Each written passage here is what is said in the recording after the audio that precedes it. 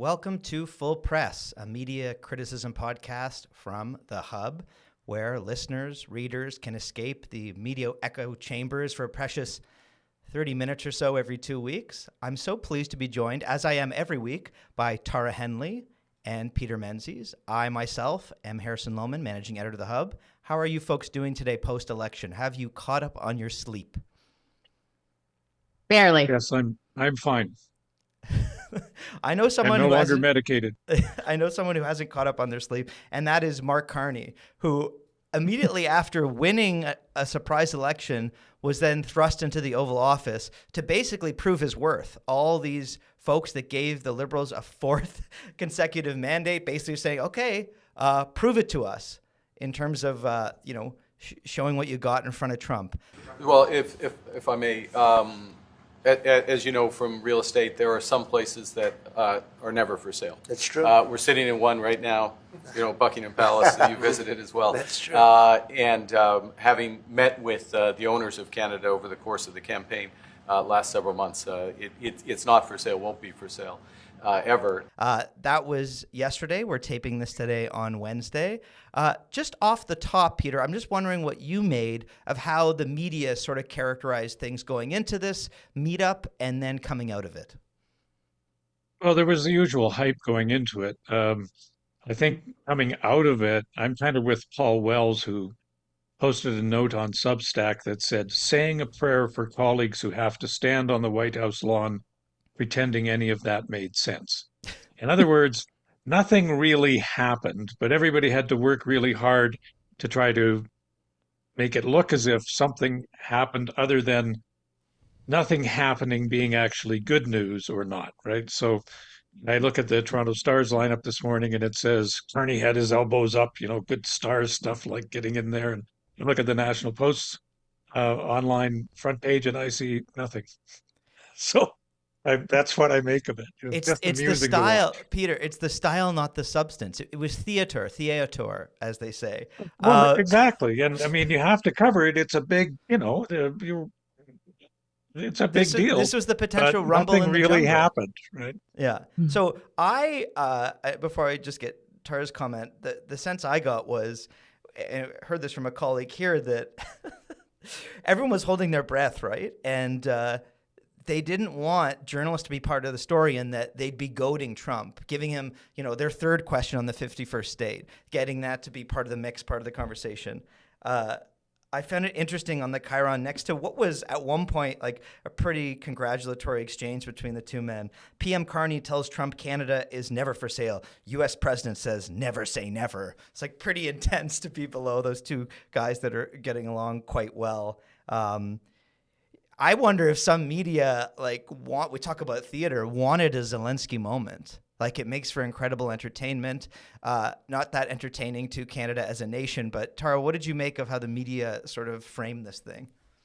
Yeah, I mean, I think we have to be very cautious in the fact that Trump, as we know, is a news-making machine. He is very much someone who generates a lot of clicks and eyeballs, particularly when he's in his mass controversy stages, when he has those crazy moments where he says a lot, it actually does well for the media, and we cannot forget that. But in general, looking at the coverage this morning, it was pretty glowing coverage. I agree with Peter that there's not that much that happened other than the fact that it was a decent meeting and no one said anything too wild, which actually is saying something for the moment that we're in. And I guess I would just say, we have to separate ourselves, I think, as citizens and as journalists. As citizens, of course, we're going to be rooting for our prime minister in a kind of a high stakes situation. But as journalists, we need to be a little bit more critical than that and to be a little skeptical. And I think we have to apply some of that skepticism going forward. Mm-hmm. What would be an example of that, Tara? Like, what could we do to ensure that we're being fair here and not, I don't know, getting caught wearing a jersey on one side? Well, Exactly what Paul Wells did, exactly what Peter's just done, just pointing out that there's not a lot of news coming out of this, that this isn't a major development, and just trying to be a little bit more pragmatic as opposed to the glowing coverage or the kind of controversial headlines coming out of it. Yeah, this being the opening act, if we're calling this an opera or theater, whatever you want to call it, and then let's get to the second stage of this thing and see where the different actors take their sort of spots in the stage and what comes out of that, what the actual plot is, the substance.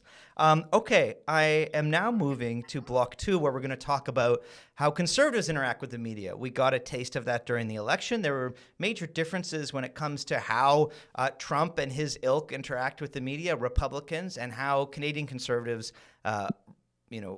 interact with mainstream media, legacy media, and independents like ourselves. I'm first going to start off with a quote, and then I'm going to introduce a special guest. The quote is from J.J. McCullough. He is a Canadian political commentator and a very popular YouTuber here in Canada. He says, if the Conservatives lose, there really has to be a total rethinking of their public relations strategy. This Harper-era paranoia of absolutely everything outside the most sycophantic partisan safe spaces, no MP debates, no challenging interviews, muzzled candidates cannot go on. I'm going to introduce the Hub's Ottawa correspondent, Elia Canton-Nantel, who's going to tell us a bit more about this subject. He wrote a piece called The Conservatives Need to Axe Their Failed Media Strategy. Elia, how are you doing today? Great, Harrison. How are you? I'm good. So give us the lay of the land here, just broadly. What did you make of the Conservatives' approach to media during the election? Well, I think the conservative approach to media was actually a lost opportunity to actually showcase to a greater audience who Pierre Poilievre is, who the conservative team is. Pierre Poilievre had a very diverse range of really interesting, competent candidates, and there was really an opportunity to showcase them and to showcase them with new independent media, independent center-right media, YouTubers and Substack channels, and go all in with these new media to showcase those people, and also I think a little bit with legacy media. And I think the opportunity was missed because while they have followed trends of going less and less with legacy media and talking more and more with directly to their people on social media, they missed the part of independent media. Their strategy was basically to talk to no one. Their strategy was to limit the media access. I had been putting in interview requests ever since I started at the Hub. I believe it was one of my first ever pitches to you and to our publisher, Rudyard, and to our editor, Sean, was let's do an interview, a Gen Z interview with Pierre Poilievre. You guys approved it, and they never even responded to any of my emails about it. JJ tried to get Poilievre on as well, right? They didn't interact there. They took limited questions, only 4 questions at press conferences. He actually took much less questions than any of the other candidates. And I think it was a failed strategy because not only did it, I think, contribute to the loss because it prevented certain people from seeing another side of Pierre Poilievre that was not the caricature put out by the Liberals and by some members of the media, but it also didn't give conservatives the opportunity to talk to people, to be not only unapologetically conservative, but unafraid of their ideas, confident in their ideas, to be able to go on any platform and defend what they stand for. I think that was a missed opportunity, Harrison. Peter, does Ellie have a point, or is he another whining whippersnapper like myself?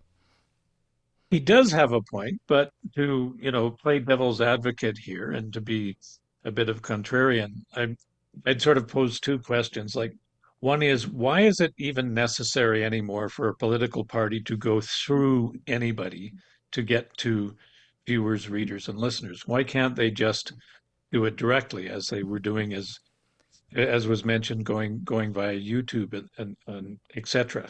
You have all those tools at your command. And the other thing is, more broadly, this is not to do with the Hub's correspondent, of course, is, does it ever cross the media's mind that maybe it should reconsider its strategy when it comes to the Conservatives, and how its strategy has historically alienated the Conservative supporters to the point where you now have more and more fringe media that cater to them? I think there's a broader discussion. I don't want to overcomplicate it.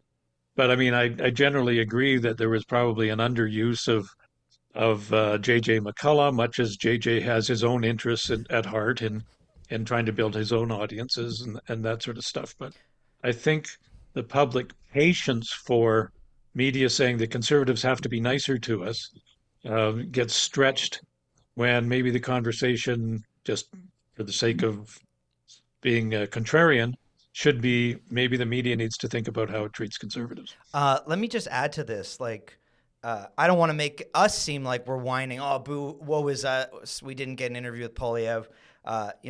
Other folks on the center right. He mentions Rupa at Free Press, not Full Press. The Line. Others that didn't get interviews. I would say, and I'll come to you next, Tara. Compare Poilievre's approach to Jason Kenney, who was on CBC on election night and held his own and took sort of a happy warrior approach, showing viewers that, hey, I'm willing to appear here, unlike all the other interview declines or never answered emails that Power on Politics or CBC gets. Or Daniel Smith, who's a bit more hard-edged and is willing to come on these programs and sort of defend her ideas and hold her own. Tara, what do you make of the approach that was taken over the election by the Conservative leader? I don't think it was a strong approach for a lot of the reasons that have already been mentioned. I think that when you avoid doing media and then you choose to do, a handful of influencer podcasts that lobbed pretty softball questions, it can give the impression that you are scared to answer tough questions. And I don't think that's an impression that any leader wants to give or should give. I do like it when I see conservative politicians engaging across the spectrum in legacy media, but also on the podcast. Gives us a chance to look at them from a number of different perspectives, to see how they hold up under scrutiny and tough questions. And then in the longer form podcast, to see how they think on their feet in an unpredictable and long form situation. I like all of that. But I think in the case of Mr. Poilievre, I think it came across as if he was avoiding answering questions. I don't think that's a particularly strong stance to take. The counter to this, Ellie, that we've heard from Sean Speer and others is that no one's watching legacy media. That why would you bother to put in the time needed, take the risks to do what Tara just described? The counter to that being that there's a lot of boomers that still watch TV. You had in your piece that, for them, it's the primary source of news for 63% of Canadians aged 65 and older. What do you make of this idea that, why would you do something? And it's the same. I did this piece on the debates. Why take part in these things if, no one's going to be there and it's not going to change minds, create votes for you? Sure. First, I just want to kind of address the thing Peter had brought up about engaging directly with your supporters, directly with people on social media. Yes, that is part of the new ecosystem, and I'm all for that. And I mentioned that in the piece.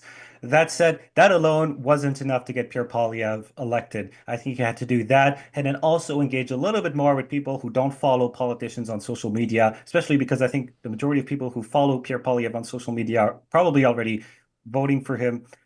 As for your question, Harrison, look, if conservatives don't want to engage with legacy media, that's fine. But as I put in the piece, then you have to go all in on independent media. And that, again, is beyond just some influencers that are openly supporting you. Can we describe this, Ellie? Describe what they allowed the pleb, who is an extremely entertaining fellow everyone should follow on Twitter. What they kind of integrated him into the campaign, didn't they? Yeah, but in all fairness, in all defense to the pleb, who actually ran into several times in airports and on flights because he was also traveling and covering the campaign, he's not, I would say, a journalist. He's more of a content creator. So I think the rules were a little different, but he did get to go and stir up the crowd a little bit. He was a hype man for the campaign, right? Versus if I did that, I think we would be having a pretty serious conversation with me, Roger, and yourself about what is professional conduct or not, right? That's just a bit different. And I think what the pleb was doing was fine. People loved the guy. What bothered me again is that he wouldn't talk to independent creators. Donald Trump spoke with Dr. Phil. Donald Trump spoke with these streamers. He spoke with a range of people that are, not necessarily journalist or political, but they have a very wide audience. And that was a good thing. And I think that helped him win that election. Pierre Poilievre should have been speaking to a variety of independent creators, critical creators. I think should have spoken to independent center-right media, maybe some more left, very slightly left-leaning, not very left-leaning, because then it becomes more risky.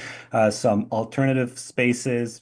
I think that would have gone a long way for him. And this also would have helped them say, we don't need the legacy media anymore. I think strategically, if you're a conservative politician, you want the legacy media to go away. But when you only engage with a couple partisan creators, then that I don't think helps the cause at all. You just kind of don't help anyone. You don't help new media flourish, but you also just people don't find that trustworthy, or as Tara said, it doesn't come off as confident. Let me move, because you've brought me right to my next point, which I'll put to Peter, is that, things are a bit different in the U.S. It is interesting that MAGA will appear on MSNBC. Trump just did an interview with The Atlantic, for God's sake. These are the very people that, his folks accidentally slipped in their DMs to describe a strike on the Houthis. And it's like, let's sit down for an interview afterwards, where you're opening yourself up to such risk. Maybe Trump's a very unique player in that he's willing to do that. But Ezra Klein came out on the Mixed Signal podcast over at Semaphore, which I guess we kind of can aspire to be in some ways in terms of their audience. But Ezra Klein says, on the one hand, Trump thrives on exposure to traditional broadcast platforms, and they see value in public confrontation with a media foil. They understand that there's an energy being unlocked by that fight. If they stop doing that, they lose the foil, and I don't think they want to do that. Peter, is there opportunity for conservatives to go on these platforms and, if they get a biased question by the CBC, you call them out to your face? You're able to clip that for your supporters. So you're not just getting the people watching that show. You're then able to sort of repackage that into content. Is that something worth pursuing, or is that just a dead end in your mind? Yeah, I'm not sure using Donald Trump as your role model is really a path to success in terms of that. Like, Trump is, as you said, very unique. He enjoys fighting with media. Pierre Poilievre enjoyed fighting with media for a great deal of a long time before Trump got in, and then the parallels became too perilous in terms of doing that. I think you can most certainly, there's a lot of antipathy towards the legacy media, particularly among younger voters, and I go to the point that they did neglect legacy media and their boomer followers at their peril. But I think in the long run, using that sort of Trump parallel, that idea of antagonizing media, because Trump loves it and he loves the attention. I mean, the guy is like he's a narcissist with strong sociopathic tendencies, right? So getting himself on TV and spending his evenings going from channel to channel, watching himself on TV, is both self-satisfying and exciting for the media, because they get all these Trump clicks, because there's a whole generation of people out there who lay awake at night watching Trump clips and having nightmares. Another thing Trump is doing that's interesting is they literally have these seats reserved during press conferences for influencers. Imagine the American equivalent of what Elia just described, where they come on and they get a few questions from Trump's press secretary. The other one recently was the influencer asked, like, for a listicle, is this Trump truthing or trolling? And there was this sort of fun exchange there. A lot of these questions are just like over the top complimenting Trump. The exchanges get kind of weird. I say at the same time, to equal opportunity criticism here, Biden invited dozens and dozens of content creators into the White House to do TikToks in the Oval Office and take pictures next to old paintings and stuff. Just to Tara and then Ellie, and I say this, things were different in French Canada. Ellie, you are a French speaker, and Poilievre did do legacy media sit-down interviews with French media. But overall, do you think coming out of this election, given the results, Tara, then Ellie, do you think that their approach will change, or that it will be more of the same? I think it'll change. I do think it'll change. And I think just pulling back in terms of away from what is advantageous or disadvantageous to conservatives, I just like to make the point that a wider media strategy is healthier for our overall politics as well, which you would hope that a leader of a party would be invested in and care about. It's better for our politics. It's healthier for our information ecosphere and for our democracy if different candidates are engaging across different media. It's just better for the public. It's better for the functioning of our democracy. We all have more information and we have shared facts then.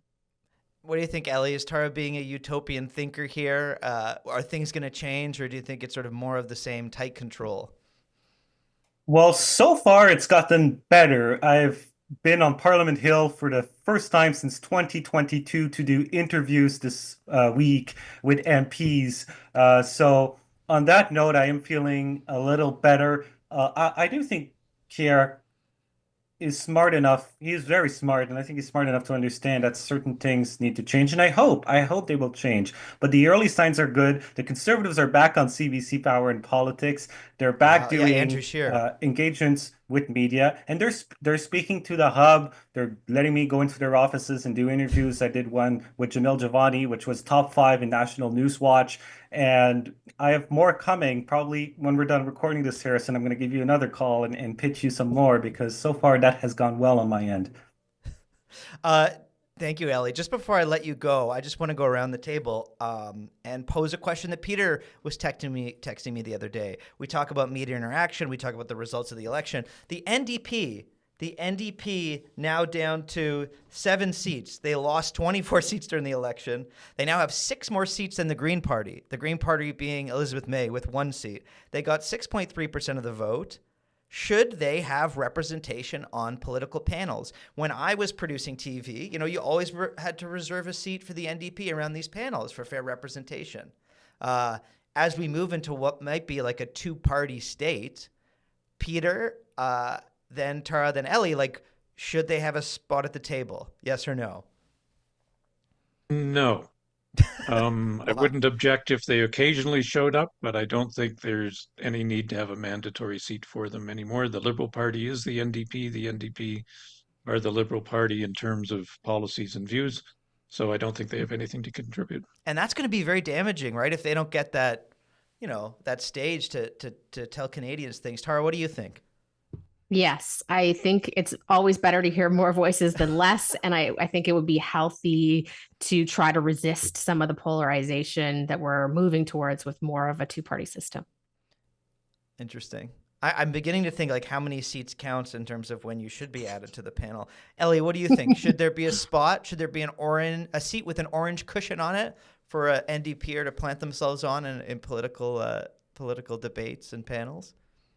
Yes, I'll say 2 things on that. First of all, yes, because like Tara said, I think I don't want Canada to become a 2-party state. Of course, it may happen. I don't control voter trends, but I think if we can not abet that or not accelerate that in the media, I think that's a good thing. Secondly, if you're a conservative, especially if you're a big C conservative, you want the NDP to keep getting a seat because the last thing you want is for all of the left to consolidate behind the Liberals because that will make your job to be elected much harder. Interesting. Thinking about the political strategy there. That is Elie Cantin-Nantel. He is the Hub's Ottawa correspondent. Elie, thank you so much for joining us. I will no doubt be on the phone with you in coming hours. Have a lovely day. Thank you, Harrison, for having me. It was a pleasure. All right, guys. We are going to move to something a little bit different here. It's a sensitive topic. It's about we didn't get to do this last time because we ran out of time because we're such chatterboxes. But coming out of, I think it was the English leaders debate. You guys can correct me if I'm wrong. A Rebel reporter asked Jagmeet Singh, former NDP leader, we were just talking about the NDP, about church burnings, talking about the claims of remains being discovered at former residential schools swept the nation in 2021. These claims have been disproven. Rosemary Barton comes on television on the CBC afterwards and says, yes, there have been remains of Indigenous children found in various places around the country. And then Blacklock reports that CBC has to correct its correction, saying Blacklock says they broadcast misinformation and claiming to correct other media's misinformation. Anyway, that's quite the whirlwind. But Peter, what did you make of this affair? And have you ever heard of a correction being corrected in journalism?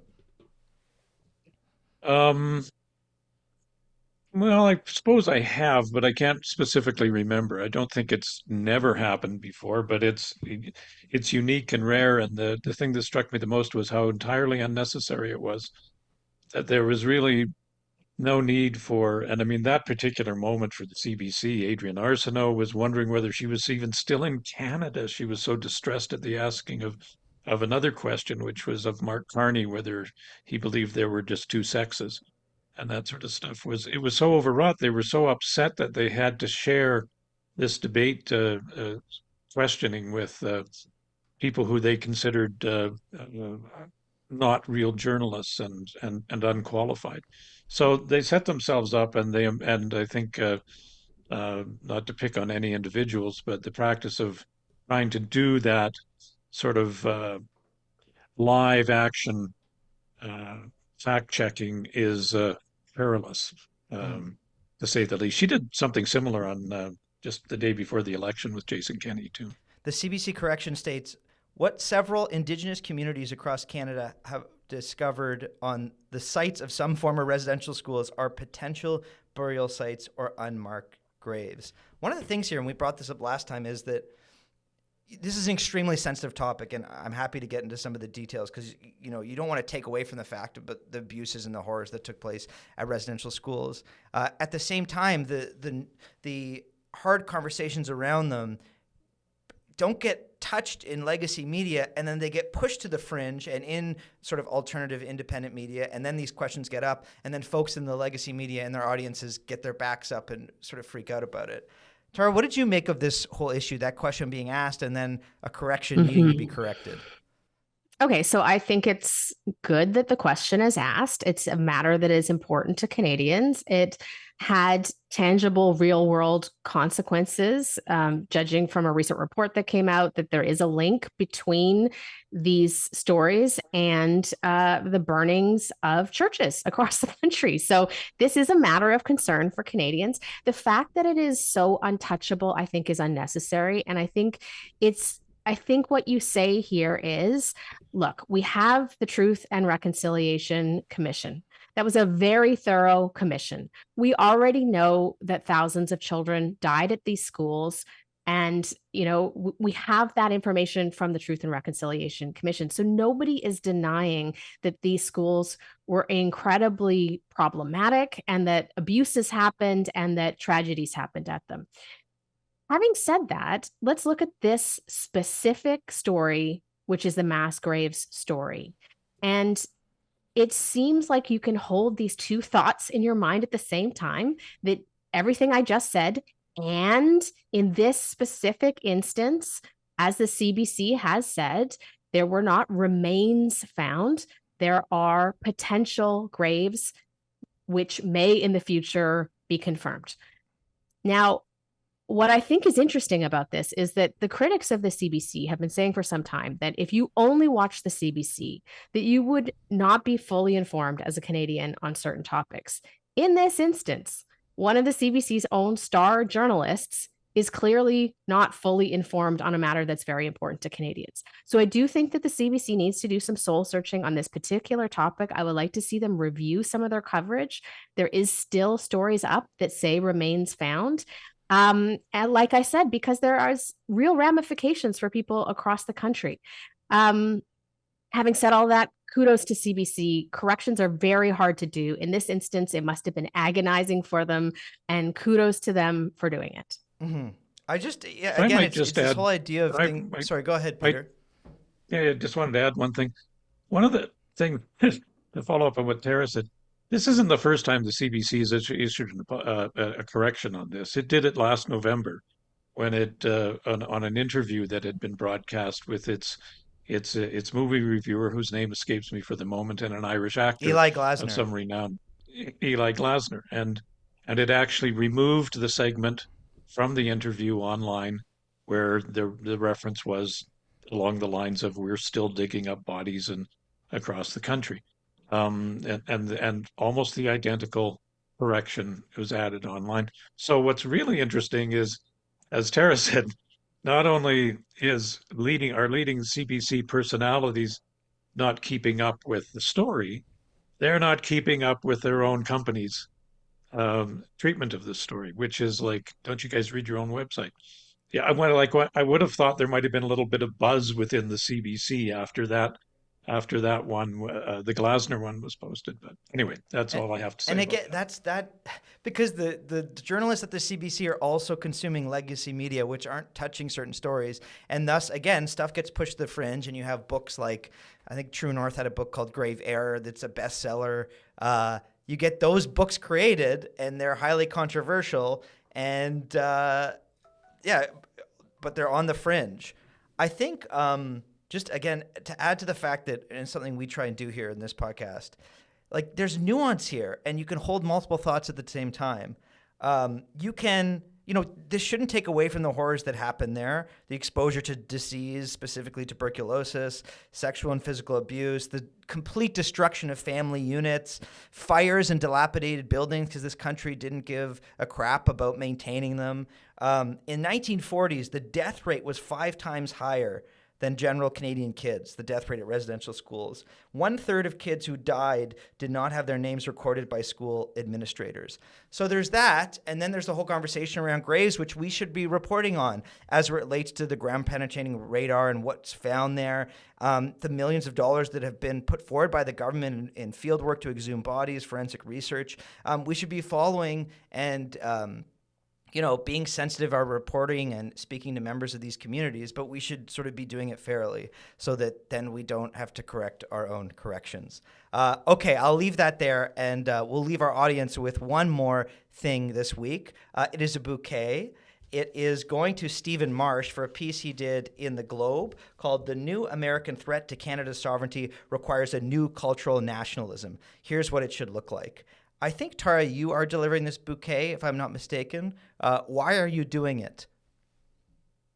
I think it's a really strong piece, and I'm a big fan of Stephen Marsh. I love his writing and his thinking on a lot of issues in this country, and I really think this piece comes at a perfect moment. And one of the things he talks about in this piece is we're seeing the surge of nationalism across the country, and it is taking a cultural force throughout the country.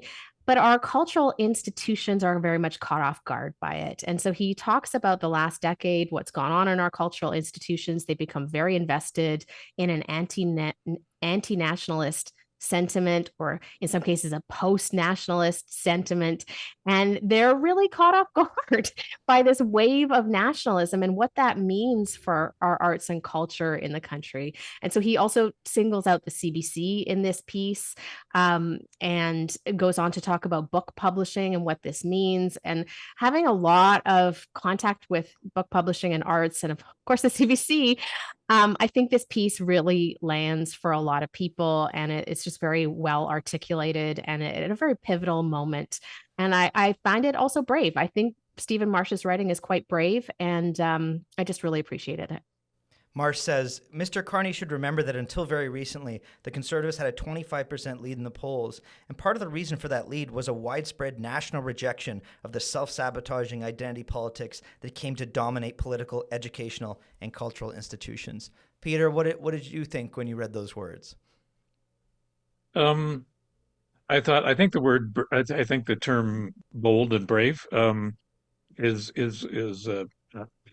applicable there, and I enjoy that. I mean, commentary and journalism aren't always the same thing, but often they are. And yeah,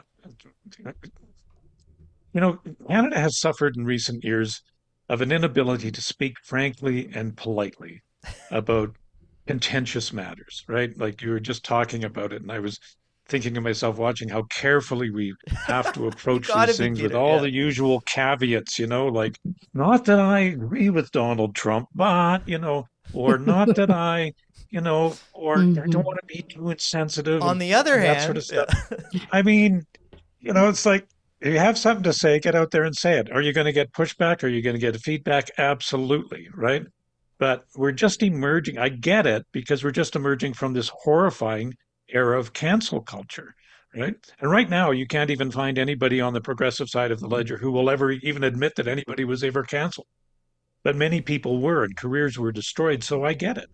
You're young, Harrison. You have a career to protect. You've got a family to feed, all that sort of stuff. I mean, I get it. I've been there. I'm old. I don't care anymore.